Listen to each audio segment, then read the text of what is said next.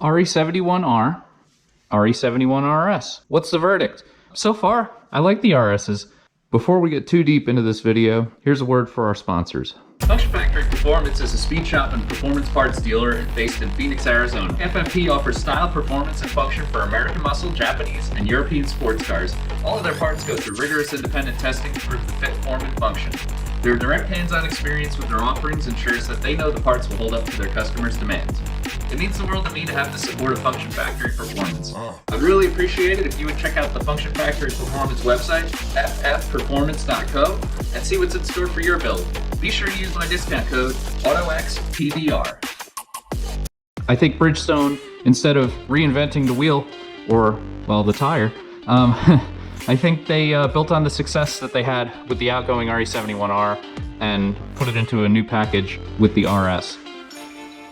I ran the exact same setup that I did with my old RE71Rs, same pressures, same alignment, and they felt pretty good. If anything, they came on just a hair quicker in the run, and I really liked on my parameter, they stayed very consistent across the tire within 5 to 7 degrees outside to inside. We didn't exceed 130 degrees. They stayed nice and consistent. That seemed to be about the sweet spot on the old tire too. If anything, these came up to temperature a bit quicker. So that's good to see. And they stayed consistent within the 5 or 6 runs that I got in the day. They were short runs, only about 30, 35, 40 seconds. So it'll be interesting to see on a longer course how they do. But for a single driver, I saw no need to spray after a 30, 40 second run. You'll notice the big difference is the change in the tread pattern. These are no longer a symmetrical tire, these are asymmetrical, and you can rotate them now. These were directional tires.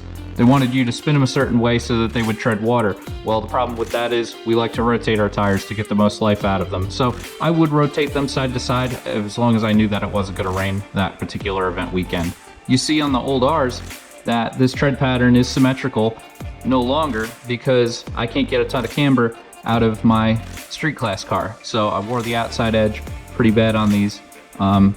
You'll have that. Probably should have flipped these at some point. The new RSs, they gave you solid rubber. They know what people are gonna do with these tires. They built them accordingly. I really appreciate that. So the real question everybody's asking, can the RE71 RS outdo the Yokohama AO52 or the Falken RT660? I'm not sure. I haven't run either of those tires on my S550 Mustang. If you want to provide them to me, I would be happy to back them, but we just don't know at this point.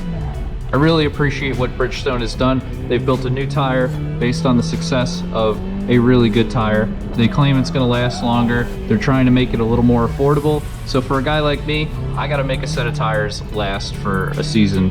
I do so much autocrossing, and I really can only do so because I don't have to spend so much on tires every year. As soon as the Yokohamas came out and people were getting them and they were wearing out, it really didn't seem like the kind of tire that I wanted to try, especially in street class, especially camber limited. So it'll be interesting to see how these tires shake out at Nationals next month in Lincoln, Nebraska. I really don't have a scientific way to prove that these tires are faster. However, we did go to Tar Heel Sports Car Club. We did run on 2 different days, 2 different courses, but I was a half a second faster overall in the field than I was prior. I actually got an FTD on these tires on their first autocross, so that was pretty cool. We also went to Pungo the next day with Old Dominion Region SCCA, and we tested on concrete, which was also great. These tires felt so good.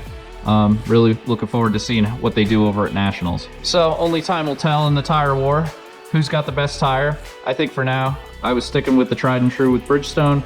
I'm glad I held out, trying this new tire out. I think it'll work for me. Let me know in the comments if you tried this tire out, what you think it'll do compared to the Falken, the Yoke, or the Nanking, or whatever else is coming out. They got that new Continental coming out too, so really interesting to see in this 200 treadwear shootout who will be the top.